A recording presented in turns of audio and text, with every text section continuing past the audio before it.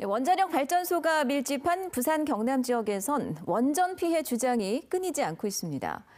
서울대 의학연구원은 지난 2011년 원전 5km 안에 사는 여성의 갑상선암 발병률이 30km 밖에 사는 여성보다 2.5배 높다는 통계 분석 결과를 내놨는데요. 부산에서는 2012년 이른바 균돈의 가족이 한국수력원자력 측에 소송을 제기했습니다.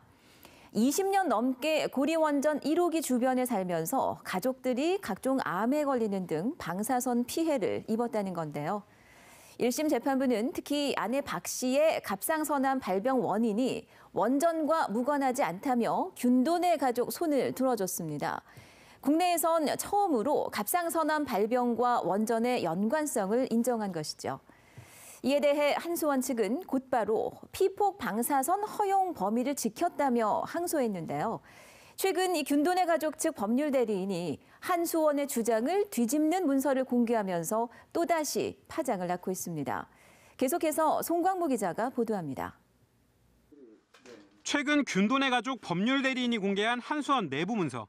한수원이 1979년 고리 1호기 운전 과정에서 액체 방사선 피폭 선량 기준을 어겼다는 주장입니다.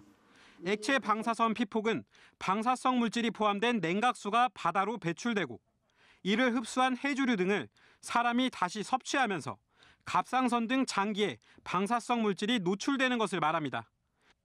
당시 미국 원자력 규제위원회 한도치는 한 해 0.1mSv 이내, 하지만 당시 성인은 0.18mSv, 유아는 0.29mSv로 기준치보다 3배 가까이 액체 방사선에 피폭됐던 것으로 드러났습니다.